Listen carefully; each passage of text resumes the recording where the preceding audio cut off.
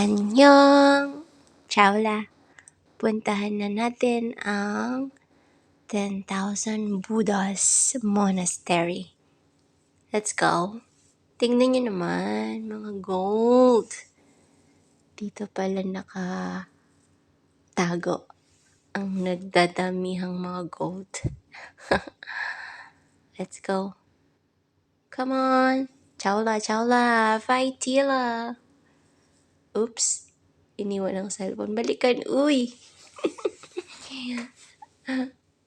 Tara. Akyatin na natin yan. Exercise. Hiking pala yung pupuntahan namin, eh? Kaya naman ready si Dora. Si Inday Dora. Alright. Tignan niyo naman. Yan. Kanya-kanyang video yan, eh. Walang taga-video ko. So, iwan na lang cellphone. Di ko alam ang tawag dyan sa tower na yan. Pero, madami pa ding Buddha dyan na nakaupo. So, yan. Tapos, syempre, yung mga Chinese na nagpupunta dyan, mga nagpe-pray sila. Tapos, yung mga Pilipinas naman, nakatulad ko, pasyal-pasyal at picture-picture din. Ito na yung pababa. Mas mabilis ang pababa kaysa sa paakyat. Pero, it's so fun. Nakaka-relax at nakakapagpatibay ng mga tuhod. Tara, baba na tayo. Tingnan nyo naman ang mga gintong Buddhas. Buddhas talaga. Yung dalawang kong sama, bilis lumakad eh. Iniwan na me. Hello, antayin nyo ako. Andrea, Michelle. Nakakatuwa lang ang araw na to. In fairness, super blessed, narating ko din to. Isa to sa tourist spot dito sa Hong Kong. Nagbasa ako sa Google, sinimulan nitong ma-build o yung construction 1951.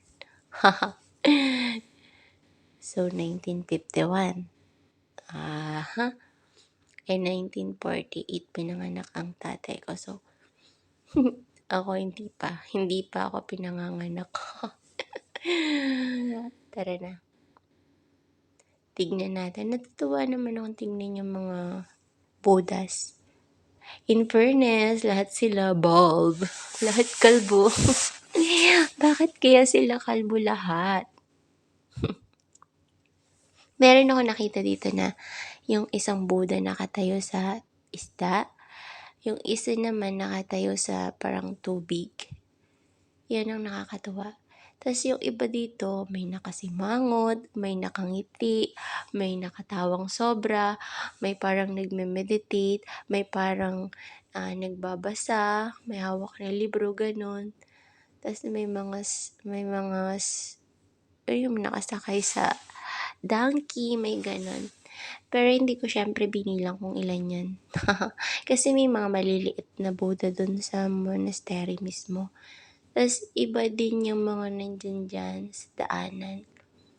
So, yun lang. Nakakatuwa lang na napuntahan namin to. Ang saya lang na mapuntahan ng isang best tourist spot dito sa Hong Kong. Ayan, uwian na. Ito yung sa may labas. Bago mo akyatin doon. May mga small restaurant siguro yun. At may mga bike, siguro pwedeng i-rent. Pero hindi kami nag-try kasi yun lang pinunta namin. So, yan. Thank you for watching. Hiningal kami dyan. Pero, sulit. Bye!